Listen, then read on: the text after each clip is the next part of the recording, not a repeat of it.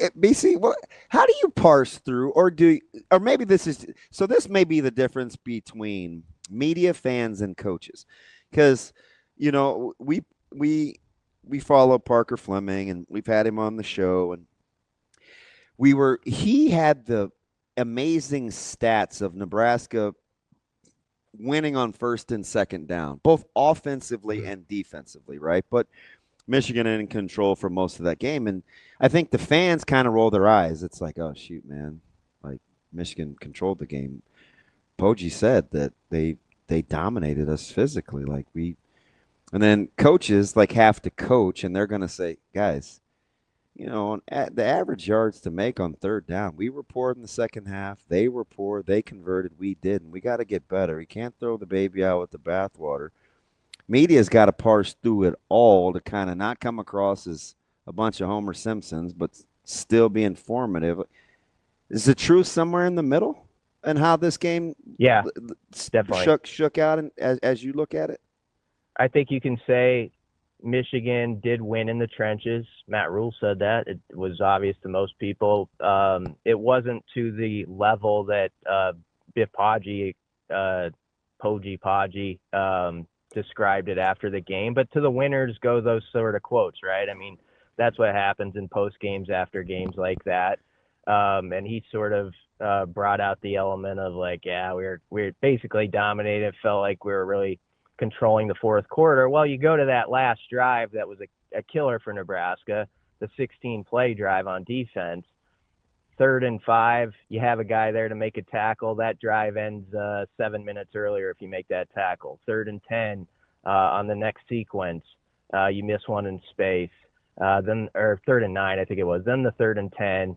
And so, I mean, to your point, Nebraska had actually won the early downs on 3 separate occasions on that series that was so damning. The 16-play drive, right? That's where you got them right where you wanted them. And so we can go through it and say, I do think Michigan, at the end of the day, when you run for 286, and yes, we have to count those explosives. That's part of the deal. You don't just erase those in the conversation. So you say, they won up front. There's things that definitely need improved at all 3 levels. That's going to be the easy thing on tape this week. It's going to be very simple, I think, in Nebraska's world to show guys this is not just a D-line conversation. You all know it. Like, everybody had their part to play in some of these plays that got away from Nebraska. But they were in spots that were favorable. They had Michigan at 1 of 8 on 3rd down prior to that final series, and then bad tackling. I mean, in a lot of ways, as much as people have talked about the trenches in this game, which again, I say Michigan had the edge there. Michigan also won in space. They made plays where they made Nebraska miss tackles or they ran out of tackles, and Nebraska did not get out of many Michigan tackles. That was a good tackling team that put down plays in their spot a lot of times, and I think in a large part that was the difference as much as anything. Yeah, there's a whole correlation, and I'm the oldest, but there's a song called "Got You Where I Want You," and because I thought Nebraska a lot of times had Michigan right where they wanted them, but the irony of that song, the group is the Flies, but the irony of that song is it's from a movie called Disturbing Behavior. So the disturbing, it's just funny what comes to my mind. The disturbing behavior that we're kind of talking about, that we're dancing around a little bit, is we want to use physicality and tackling, and we kind of want to lump them all together. When you look at because we've talked about tackling in space, I'm like, shoot, man, Michigan had 40 solo tackles. That's a ton, right? Can you separate the two when Shane's playing a little of the Flies? Yeah. Anyway, do you remember the song, BC? This seems kind of BCS. Oh yeah.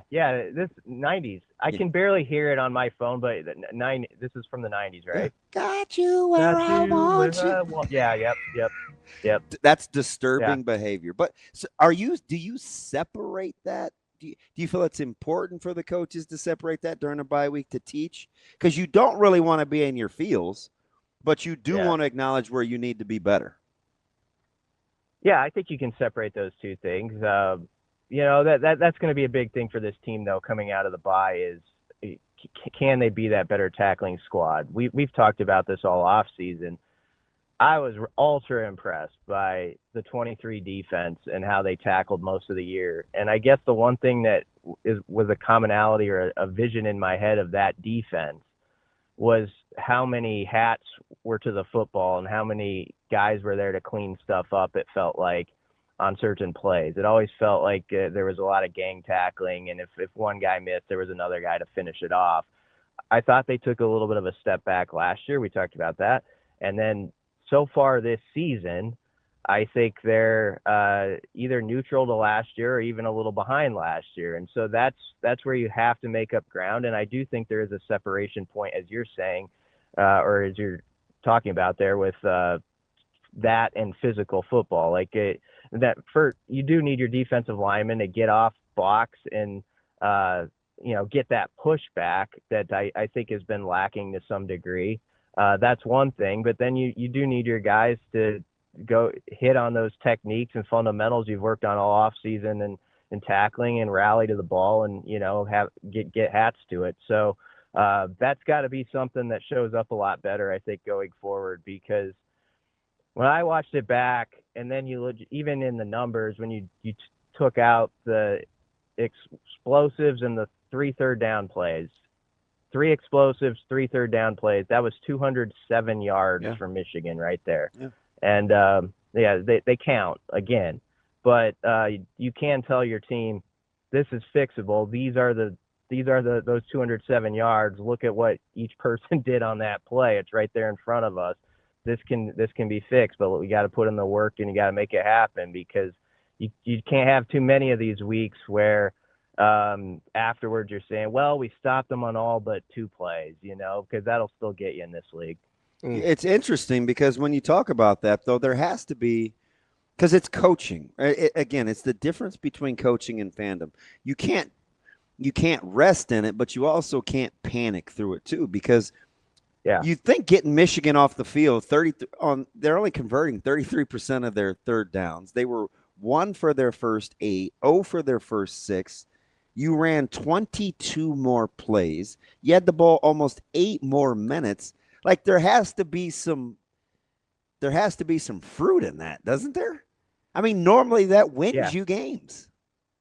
Yeah, I think you have to get your guys to get outside of whatever they're hearing beyond the walls and be like, there's plenty that needs fixed. You guys know it. I know it. Let's go through that. And there's good things here too. And we can grow those good things. And I think we can fix those things that were off on certain plays and make guys believe that, make them look around college football. And, the bye week in some ways, it's painful, as Dylan Rhule said, because you got to taste this in your mouth for extra time. It'll also be a little useful on Saturday, because there's going to be some teams that are good teams that lose games Saturday. And you're going to see like, okay, their season's not done. Our season's not done. Let's go, So all those things, I think, are part of that mental process you're working through after a game that you really wanted. Everybody really wanted around here. They know what it would have meant. It didn't happen. And you got to now say, we've got some things that are growing in this program. I think that, you think that. Let's just go be better next week and make this a start to a good October, because I'm getting away from the question, but I mean, big picture, when I first saw the 25 schedule for Nebraska football, October was the month that I said, if this program is going to go from that 6-7 to that 8-9 and then go for more, it's got to have that October where it's like Reggie Jackson, you're Mr. October. I mean, Minnesota, Maryland, Michigan State, Northwestern, here you go. I mean, that you got to get to at least the upper middle of this league, and this is a month where you have that chance to do it. Yeah, if you want to. I mean, you can't be afraid to have the discussions either if you're trying to project, which you don't want to, really. Because you do have to go game by game, but you do need to start thinking in its Oh, they should totality definitely. 4-0, Be right? Like you got definitely. to start Yeah. thinking. It has Just to be 4-0. yeah, I Has to be. mean, Like that's just just if has you to be. ever want to be where you need to be, that's You have to beat you teams have like this all the time. you have to have these real conversations.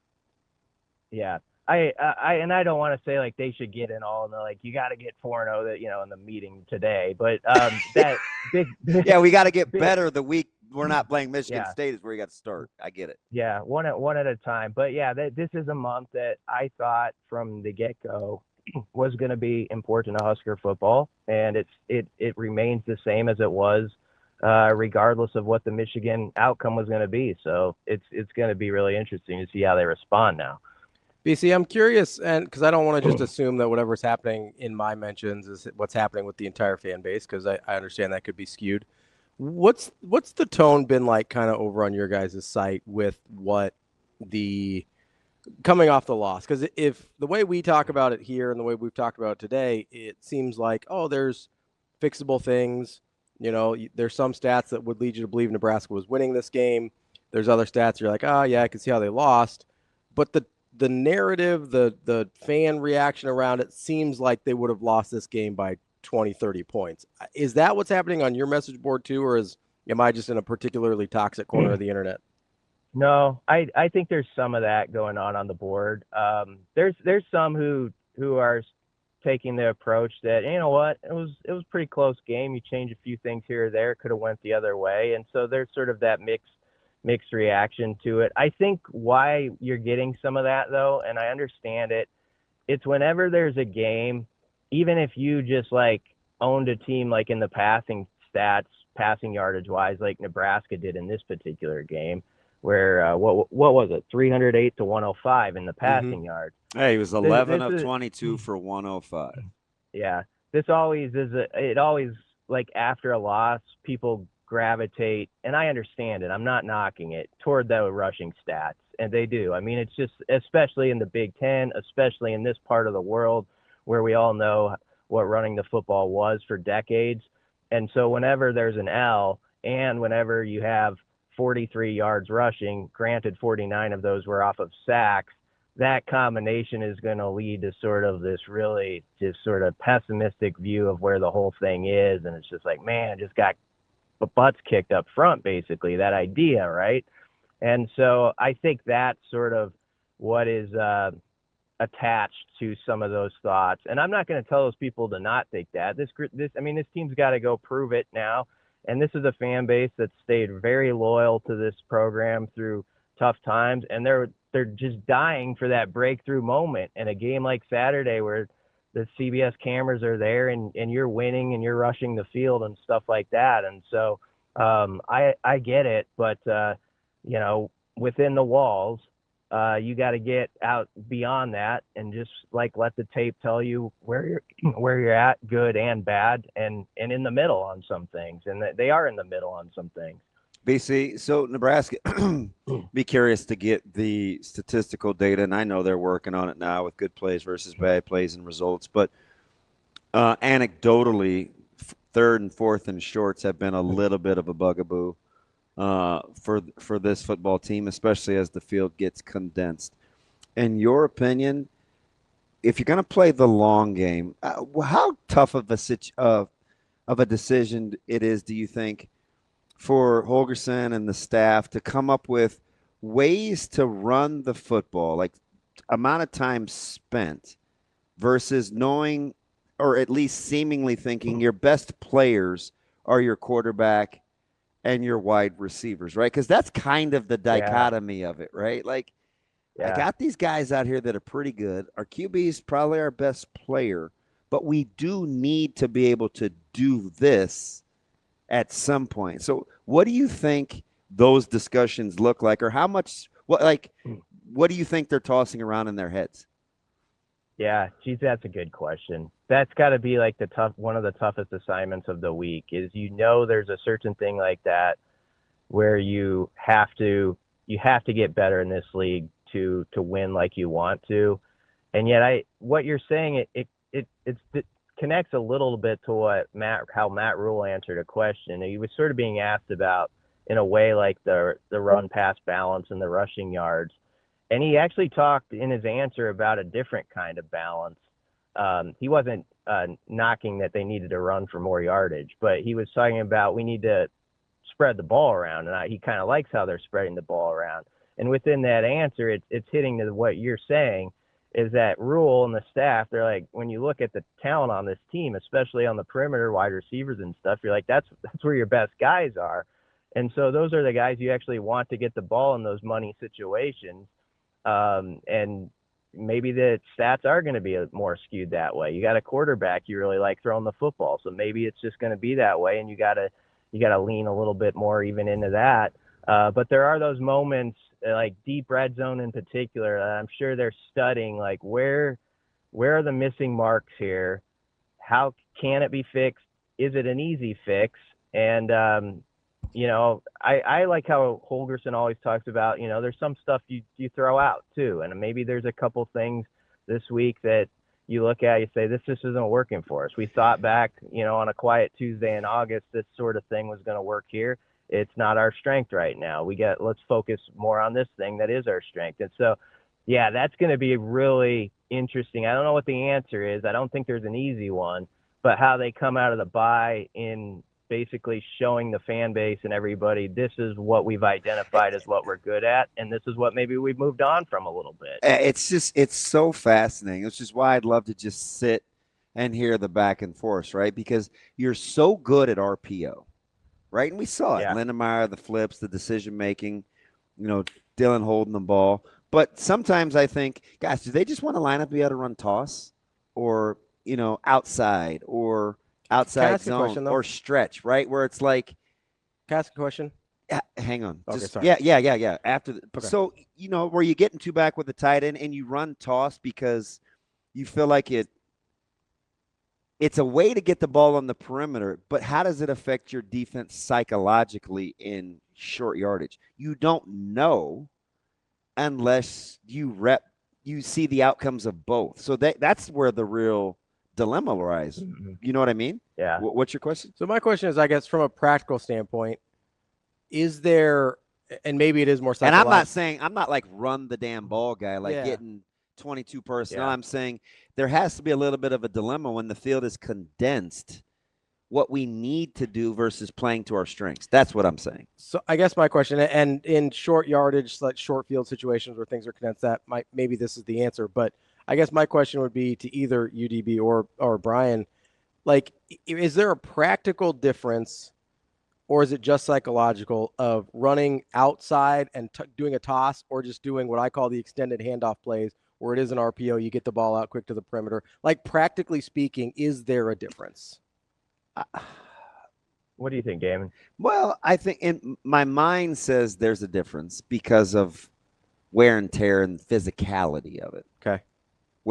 But how much of that do you have to do over time? If that's not who you're going to be anyway, I think maybe you just cut through the chase and get the ball on the perimeter. Like if you're only – do you know what I mean? But if you are going to want to be a team that in November can go to this where you wear teams down, you better figure out how important it is to you right now. But that's something you have to do like 30, 40 times over the course of a game, not 3 or 4 times when you're in goal line. I don't know what the number is, but I think it's a mindset. It's a cumulative thing. Yeah, it's a mindset. How much do you think it happens, Damon, too, or is it useful where, okay, Rhule expressed his great respect for a player like Jayshawn Barham and like what he did, number 1 for Michigan, and how he could be a top 10 pick. Is there use in like not making it as an excuse for your team, but also like to get in their heads, like, look, you played a top round pick there. There are going to be other games where you can grow from that experience, but not everybody is that guy either. Like I don't know. There's something like I think that's almost useful to get across to your team, like not backing down from Michigan by any means, but look, they had some dudes over there. They got the best of you. They got in your heads a little bit. Take that experience, but not everybody's going to be them either. Yeah. And I just wonder if that's useful from a psychology standpoint. I was telling KC real time during the broadcast because you could kind of see what was happening with collapsing the edges and getting the short corners with the pass rush. I'm like, I don't know if Nebraska has it in the arsenal this week, but one thing I think they'd like to see is you have to find a way to make Michigan pay for being lighter and faster on the edges. Yeah. Right. So I just, and it's too myopic for me to say, well, why don't they just run it at him? Because, or and I don't know, maybe they could not get an empty as much. Hindsight is going to be what it is. That's why I think the bye week is so fascinating on, hey, if we get a 238-pound speed guy and he's just running around corners, like what else what are some alternatives that fit within how we want to play? So is there a way? That's what I think is going to be important. So is there a way to make them pay for pinning their ears back and getting upfield without power? Like sprint draw. Like if you go, like AI, like sprint draw or lead. There's a couple of things because you can punish the over pursuit rather than the lightness, right? Yeah. So that you can take advantage of verticality. If I had to guess, that's probably where Nebraska went. It doesn't seem like they're a team. There's a reason we would run trap in 3rd and longs. Yeah, because we take advantage of aggressiveness. Yeah, right. Miami's not expecting fullback trap. Right there. Yeah, there's not. Right, they're getting vertical in crunch time because that's the way that defense played. But not everybody. Again, hear my heart. I'm not saying we'll just do that. It's in the 90s. It works. I'm just saying that's an alternative. Philosophically, that's something you could do. Because to me, this just doesn't seem like a team that we're a third of the way through the season. I don't think they're just going to beat people up. Yeah, and we saw BC and people counted it. People count it. Well, it does count as like one of the big plays. But Nebraska's playing quarters, which I think they have to decide how much of that they want to do and they don't want to do. And you get caught with QB draw with numbers in the box. Yeah. Right? Like, that's something you're going to look at and say, all right, is this how we really want to play this? What are we willing to give up? It's just a teachable moment. It doesn't have to be doom and gloom. It's, okay. How do we want to play this moving forward? Yeah, because it happens. They go back to, again. People do this, though. Right. This is the thing we did it to Florida in the bowl game. We just ran QB trap. And T-Fray's practically walked in the end zone. Right? So it's not new. You just have to decide what you want to try to take away when teams do that to you. That's why I'm fascinated by the bye week, BC. Yeah, me too. Just to see what they come out with, what as I said, maybe gets discarded. And I think on the offensive side of the ball, in balancing like your tough critiques on yourself, but also, Rhule said it in his press conference Monday. You score 27 points against a good defense, maybe a really good defense. They'll be top 4 or 5 in the league. That's a point total you would have killed for, a year or two ago. And so I think within that offensive room, they're like this whole conversation has sort of been about. We talk about balance. There has to be that balance of obviously you guys know where you got worked in certain spots. We're going to go over those things and see how we can attack it. But there's good on that tape too. And you got to do that part where you're boosting guys up too, because there is, and it's fair because this fan base wants to win so bad. There's going to be some negativity and that's going to swirl around for a couple of weeks and same old talk. And you just got to beat that drum on some things that are working as well for your guys and get them building off that. Yeah, and they tried a couple of screens, and man, Michigan, those guys just made plays one-on-one out there where it's like, I can see where that's going to get creased, right? And conversely, Michigan turns around and runs one, and it's a big play on 3rd down, right? You want them in 3rd and 9 there when Michigan converted on that drive, right? That's got you where I want you. But the result was Michigan had the edge in the trenches. As much as they had the edge in the trenches, and that everyone acknowledges that, I think Nebraska lost that game in space. I really do. Like 100%. One team I agree made people miss, and another didn't. And there you go. Yeah. That's our guy, Brian Christopherson, Husker247 BC. Appreciate the time as always. We'll talk to you next week. Heck of a segment, B. Appreciate your patience. Hey, for Michigan State, make sure those bums are down on the field where they belong, all right? Yeah. We'll get them out of here. All right, we appreciate it, buddy. Thanks.